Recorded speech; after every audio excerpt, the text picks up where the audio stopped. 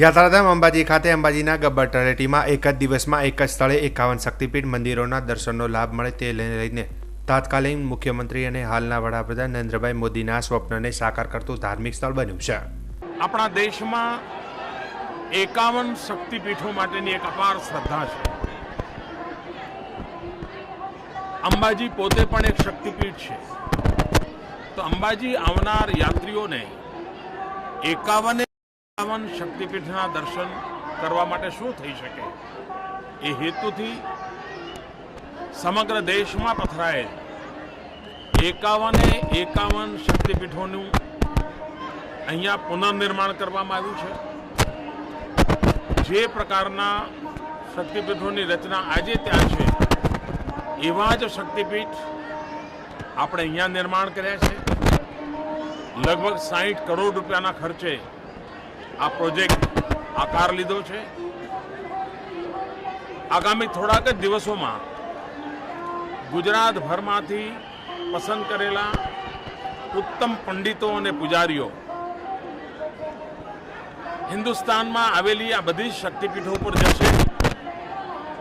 15 દિવસ મહિનો ત્યાં રોકાઈને ત્યાંની આખી પૂજા પદ્ધતિનું શિક્ષણ લેશે અને જે પૂજા પદ્ધતિ ત્યાં ચાલે છે એ જ પૂજા પદ્ધતિ અહીંની શક્તિપીઠોમાં પણ ચાલે।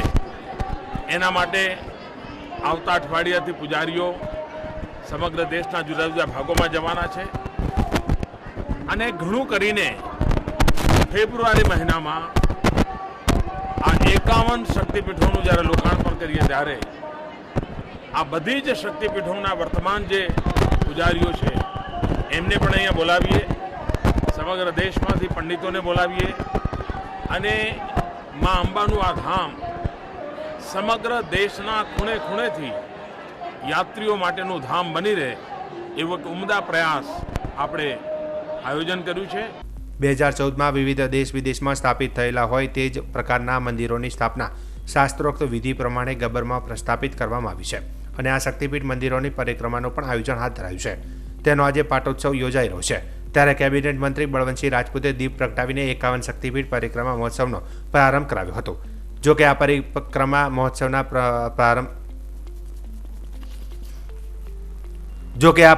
મહોત્સવના પ્રારંભે સૌપ્રથમ કેબિનેટ મંત્રીએ ધ્વજાયાત્રાને પ્રસ્થાપન કરાવી હતી। આજે પરિક્રમા મહોત્સવના પ્રથમ દિવસે મોટી સંખ્યામાં શ્રદ્ધાળુઓ ઉમટી પડ્યા હતા। આ પરિક્રમા મહોત્સવ માટે અંબાજી આવનાર શ્રદ્ધાળુઓ માટે 500 જેટલી એસટી બસ નિઃશુલ્ક વ્યવસ્થા કરવામાં આવી છે અને ભોજન પ્રસાદની પણ નિઃશુલ્ક વ્યવસ્થા કરાતા ગબ્બર પરિક્રમા મહોત્સવ શ્રદ્ધાળુઓ માટે આકર્ષણનું કેન્દ્ર બન્યું છે। આજનો દિવસ આપણા સૌ માટે આનંદનો દિવસ છે।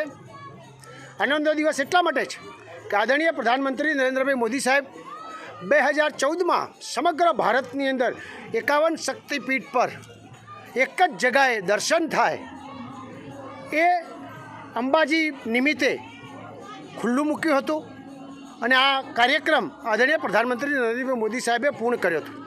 એના ભાગરૂપે ગુજરાતના મુખ્યમંત્રી ભૂપેન્દ્રભાઈ પટેલ સાહેબે લાખો ભક્તો આવી શકે અને 51 શક્તિપીઠ અહીં આગળ વ્યવસ્થા થાય એ બાબતની એક સરસ વ્યવસ્થા કરી છે। ગુજરાત સરકાર 50% એસટીમાં અને 50% અંબાજી યાત્રાધામ મળીને 100% ગામડેથી 500થી વધારે બસો અહીં આગળ આવશે।